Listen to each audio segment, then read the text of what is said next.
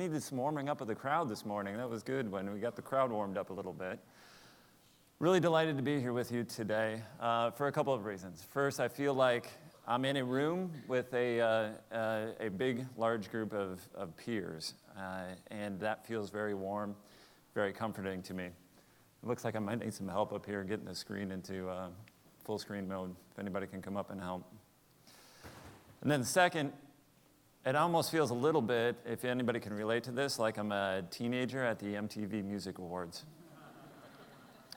which probably deserves a little explanation. You don't have to worry, I won't sing, and I certainly can't squeal as high as a teenager. But I do feel that I'm here with a bunch of people that I've spent a long time learning from. It was many, many years ago that I started to think about service design in healthcare in the United States, and I focused a lot of my attention on inspiring large healthcare organizations to realize the potential of service design. And at the time I started to do this, there were only a few, organizations and people, clearly not as many as I'd like there to be, that were thinking about this, and most of those firms were in Europe. So my inspiration came from a global, basically learning process of seeing some of the greatest and the best thinking, from around the world and bringing that into my work here in the United States. So it feels really good and very humbling to be here on stage to share some perspectives with you today. So as I thought a little bit about what to talk about, I certainly did not feel like I could share my expertise around service blueprinting or live environment prototyping and other specific elements, but rather share some perspectives with you from a long time designing healthcare services and figuring out how to bring service design into large organizations with a particular lens on the gaps, not the gaps within the organizations themselves, but the contextual gaps within the industry overall. And that's where I'd like to begin, is a little bit of a focus around the gaps in healthcare, which either lead or don't lead to the opportunity to deliver on the full potential of great service design and experiences. I think a lot of us appreciate the value and the importance of context. Context being, the things that surround a service or an experience. Then you get down below service and experience and you start to digest and look at all of the elements, and certainly there's a load of complexity there, but I wanted to bring it up a level and focus a little bit on the context and the elements and why and how to think about those things so that when you're working on those service design and the elements around it, you can think about and be the most successful as possible. So a little bit of a history here around healthcare, and particularly United States healthcare, because that's the context, the external context. So healthcare in the United States has went through a bunch of cycles here, and this is my kind of perspective on the cycles and the focus for the United States healthcare industry. And if you look back to around the 1980s, a lot of the focus within the industry itself was around safety. How can we make the healthcare services and experiences the safest possible? Which is very, very logical and very understandable. And then it shifted into quality around the 1990s. And this was an uptake of a lot of the things that were going around in the world around total quality and management, Lean, Six Sigma, and all of those things started to actually founded around the time when these things started to take off. Now, quality didn't replace safety. These things are now overlapping in this very high-level era analysis.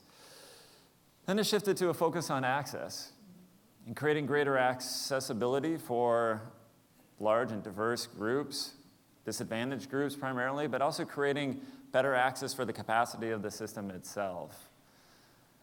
A lot of the focus at this time was in optimizing, the efficiency and the productivity and in creating more capacity with the existing resources available.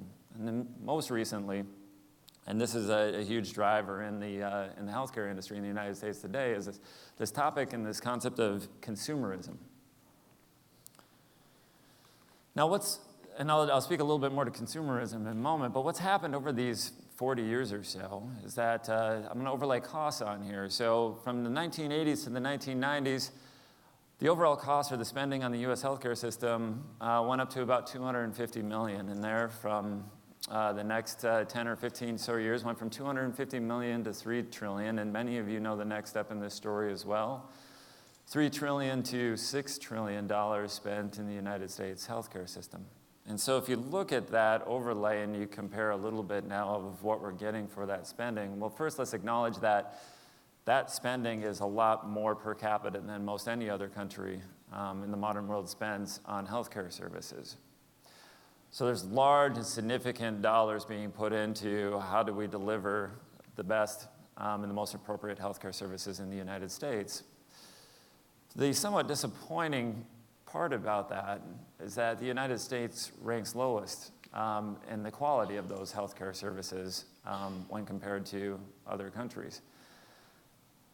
And you sum that up and you look at that and you look at this is what we've created, this is what we've gotten to in the United States healthcare industry is an extraordinary amount of cost and not exactly the best health outcomes that we can get for that.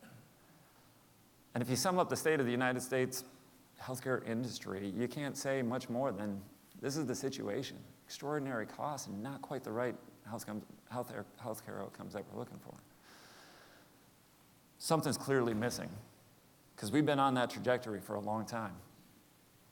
And over the time I've spent designing and thinking about healthcare services, there's one thing that's kind of stood out in my mind ever since the beginning, ever since I started designing healthcare, that there's something not quite right, there's something missing. It may seem pretty obvious, and I wish it were more obvious. This is what's missing from healthcare services today. How can that be missing? It's healthcare. It's built right into the name, for gosh sakes. It's healthcare. Care's built in. It's part of it. But that's the problem. It's assumed. It's assumed that the care is there in the healthcare, and it's been assumed for far too long. And when it's assumed, we don't design for it. And when we don't design for it, we see implications of that. For example, more than 60% of our healthcare providers are burnt out or frustrated with their profession. 60%, probably more by some estimates. In that situation, how do you expect to deliver an extraordinary service when your primary point of service delivery is frustrated or burned out with their jobs? It becomes nearly impossible.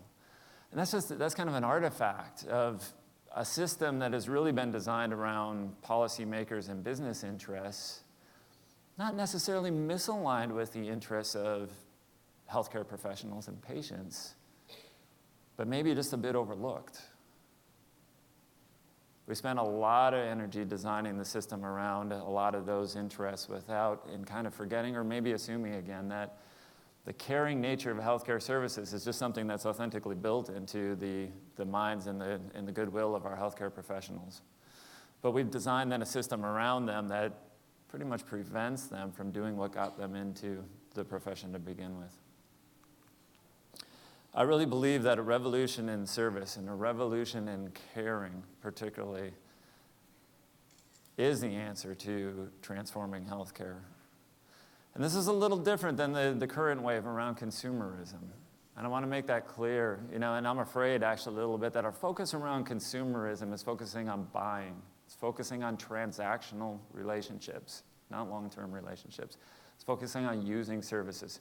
Don't get me wrong, I do believe there's a lot of value that comes from that focus. But you can see in some ways that focus is a little bit different and sometimes conflicting with how you would design and you would think about design for care, relationships, authentic caring, the emotions, right? The emotions involved in caring. Caring is about hugs. Caring is about tears. Caring isn't necessarily just about a financial transaction. So how do we get that back? How do we put that in the center of everything? And I believe if we do, that can result in a kind of a waterfall of transformation. So we start with care, authentic care. And that's the secret to building relationships. And this isn't just specific to healthcare. We know that caring about one another is a foundation of establishing good relationships. When good relationships happen, oftentimes trust is a result of that. It's pretty hard to have a great relationship when trust isn't a part of it, and it's oftentimes a result of establishing a good relationship or a good interaction with one another.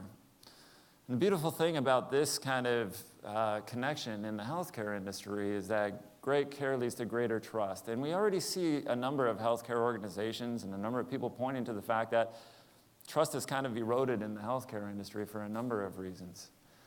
And they say, we need to get trust back. We need to get trust back. But nobody quite knows what to do about that. How do we get trust back? Well, I believe that if you back it up a couple steps, let's start with caring. And lastly, when you have that trust, and the reason why a number of healthcare organizations are looking for that is because they believe if we have trust, we can really then influence and help people either recover from illness or meet that health goal or overcome those burdens or the barriers that prevent them from getting there in the first place.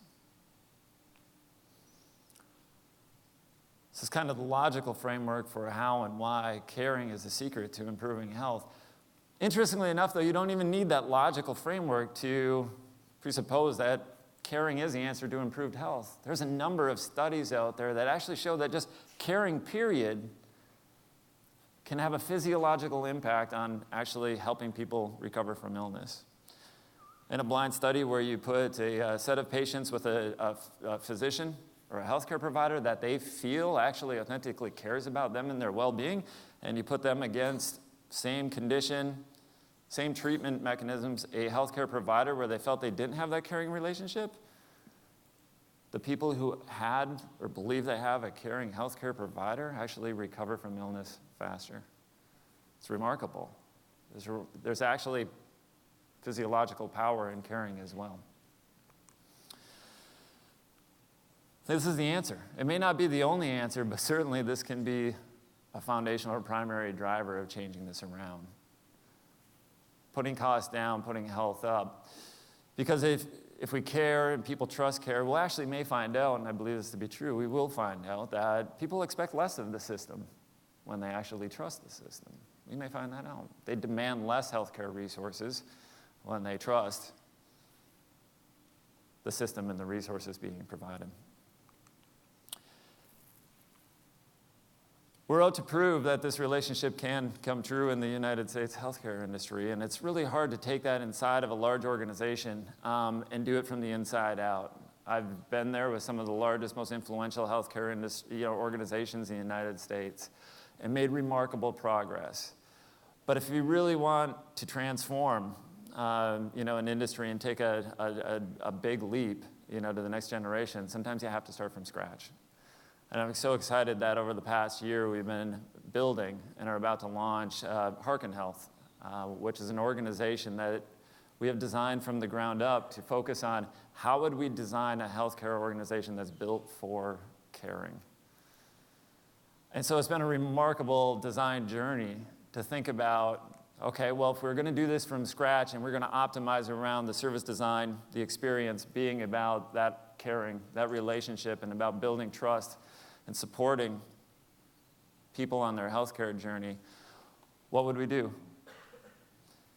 So to have that opportunity has been pretty delightful, and we've learned a lot, and we believe we have a very, very good perspective on what it takes to do that, and it's very, very different from the way in which healthcare is delivered today in the United States. And there's a number of specific elements. I mean, you all know that designing new services is extraordinarily complex. And some of these attributes up here represent the scope of the things that we're thinking about as we think about, well, if we're going to design this thing from caring, what are all the things that we're going to think about? If we're going to design and deliver healthcare services that are focused on relationships, relationship value, not production value. At the foundation of thinking about this holistically in healthcare is looking at insurance and looking at providers. And thinking about insurance, actually, it's thinking about getting insurance out of the way, because today insurance gets in the way of so many things. It's important. It's a needed service, but it serves a specific role, and that role, I think, can change so that it becomes a very supportive element. It's not in your way. It's there for you when you need it, but it helps give you access to the most extraordinary healthcare on the planet. And that's what we've been focusing a lot of time on doing. What does that look like? How do we put those two things in together that work seamlessly for people in a new and valuable way, and bringing that to life so that we can, again, prove that care, relationships, trust can lead to better health. I want to wrap up with just one final point, which is around, over the past many years, the past many years, I've learned a lot about design, and I think there's one thing I've become pretty proficient with, which is around problem framing. I can frame a problem from so many different perspectives, and also then see a really broad range of possibility in solutions, which is a hallmark, one of the hallmarks, I think, of really good design, the ability to see a problem from numerous perspectives and see the world of possibility associated with those. So in my mind, I see a massive world of possibility, as do many of you. There's one thing in all that world of possibility that I do know in my heart for certain, is that in this world of possibility, there's one thing that we could really use a lot more of, and that's caring, right? Everybody agree? Please. Caring.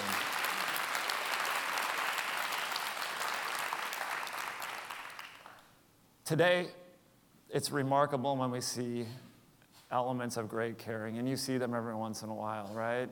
We see an organization that did this, or we see a person did this, and they catch a lot of attention, and to me that's somewhat awesome, but it's somewhat very, very concerning, because those things that means they're rare. They're rare. They don't happen enough. And when they do happen, they become these big things because it's so rare, and that's scary to me. One thing I'll ask you all to do as I leave is, please help me, and I think this would be an aspiration for all of us, regardless of whether you work in healthcare or any other in service design. Let's make caring contagious.